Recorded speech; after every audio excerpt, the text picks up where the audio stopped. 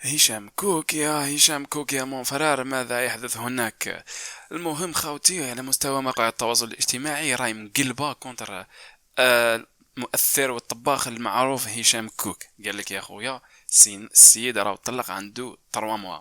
المشكله ماهيش هنا، وانما في سبب الطلاق. طبيعه الحال هو ما ديكلاراش بلا ريزون تاع الطلاق، وهضر في الانستا ومرته ثان ما حبش ديكلاري بسبب الطلاق، ولكن مواقع التواصل الاجتماعي راهي مقلبه كونترو بالهضره كما نقولوا حنا هضره قهاوي وهضره حمامات وما على بالناش في الصح. ليسونسيال قال لك زوجة هشام كوك تريني في واحد لاصال الميسكيلاسيون، وفي هذيك لاصال الميسكيلاسيون ظل تشكي منه مع نساوين اللي ترينيو معاها، وهما اللي خرجوا الهضره وقال لك باللي بلي راهو يظل يحقرها، وبلي حب يعاود عليها الزواج، وهي كي عرفته كباركينغ جيرل. ومنين طلعت به بغى يعاود الزواج عليها وهي رفضت طبعا، وتما راحوا طلقوا وهذاك ما كان. ولكن هذه الهضره بطبيعه الحال هضره غير مؤكده خوتي، هضره غير مؤكده، لانه فريمون ما على بالناش واش راه صاري. اللي على بالنا به باللي هو عنده 3 سنين 3 موا بلوتو 3 شهور ملي طلق.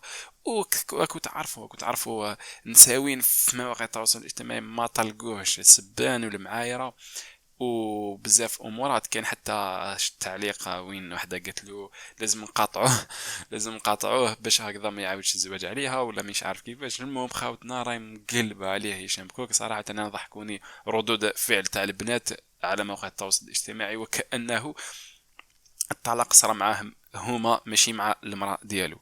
بطبيعه الحال حاجه ما مؤكده بوغ لانستون، بربي ان شاء الله كاش ما يكون ارانا نبارطاجيو معاكم. دونك ديروا ابوني لاشين يوتيوب وخليونا دي كومونتير، قولوا لنا واش رايكم. هل تعتقدون باللي لا ريزون اللي على سببها طلق هشام كوك مع الزوجه تاعو هي لاسباب تاع انه حب يعاود الزواج عليها كما راهم يقولوا، ولا لا؟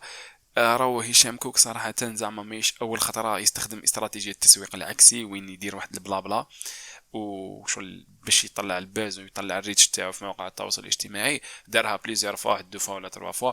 لا داعي لخوض التفاصيل، ماناش حابين نطولوا عليكم بهاد لا فيديو، ديجا رانا فتنا 2 دقائق.